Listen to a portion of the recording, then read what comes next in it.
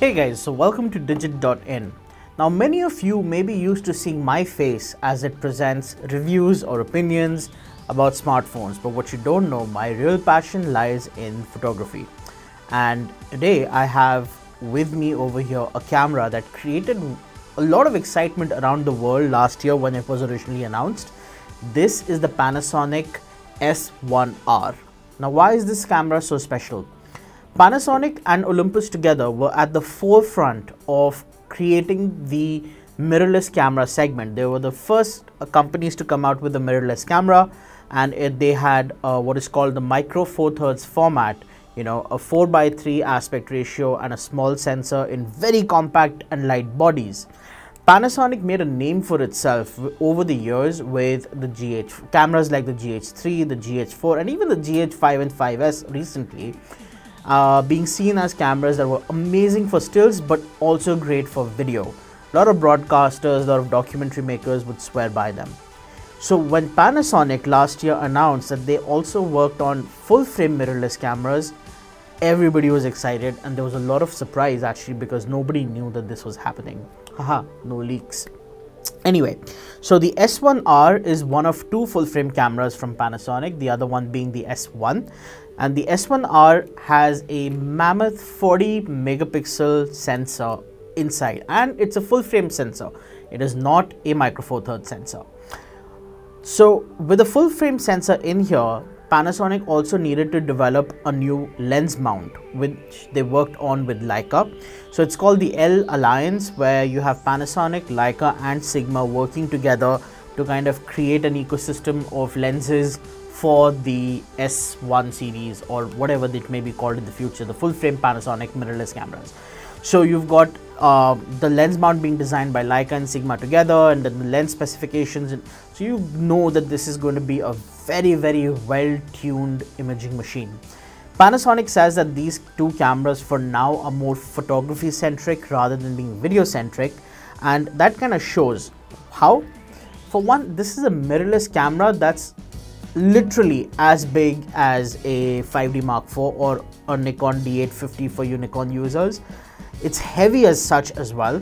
Right now it's got a 24-105 lens with an f4 aperture on it, and honestly this is in no way handles or feels like a mirrorless camera. It's heavy, it's big.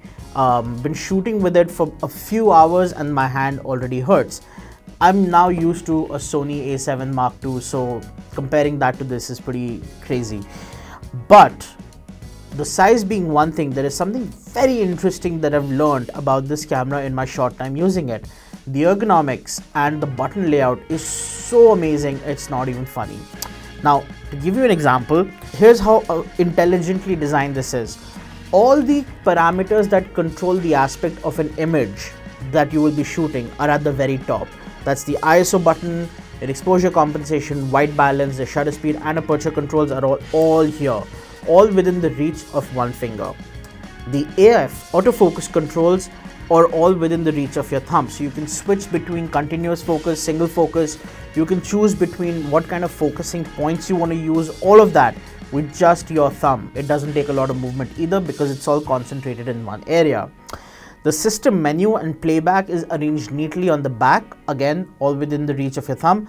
And on the right side you have all the modes, not all the shooting modes, which is your modes like manual, aperture priority, shutter priority, all of that, along with the drive modes, which is basically, do you want single shot, dual shot, how do you want a timer on that, etc, etc. So I think the layout is actually very intelligent, and honestly I haven't used a Panasonic camera in a very long time, since the GH5S came out that we reviewed and I had it for about a few weeks.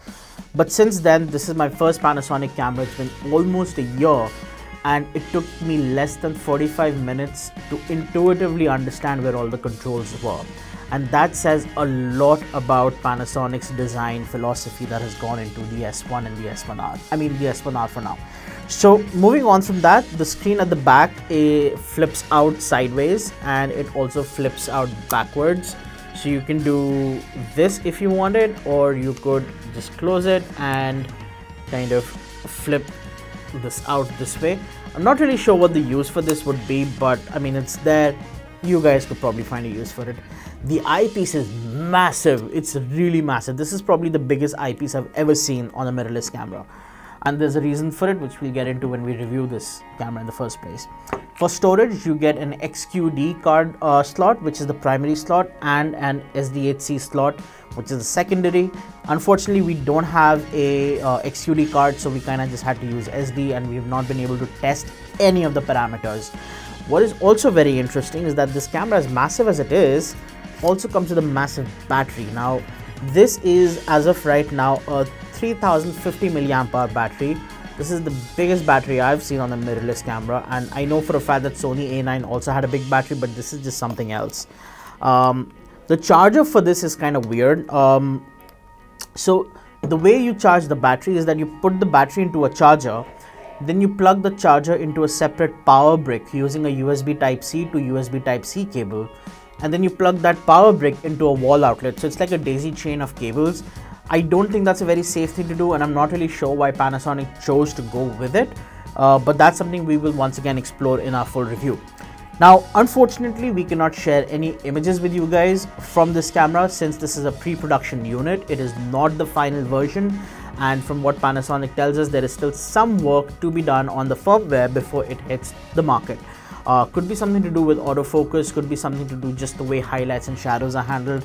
Honestly, I didn't see any problem with the camera so far, but I'm going to refrain from any judgment, and of course also refrain from sharing any images.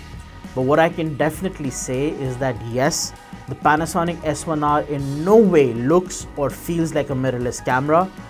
Feels very much like a full-fledged DSLR, but it's an extremely easy to use camera. Like, it's so intuitive. And of course, I'm looking very forward to kind of testing this out and seeing just how it performs. So in case you guys are interested in knowing more about this camera, the Panasonic S1R, leave us comments below and we will get you at least some image samples from a production unit as quickly as we can. So thank you guys for watching this video, and make sure to hit the like and subscribe button. For the latest technology updates, subscribe to Digit.in and don't forget to hit the bell icon.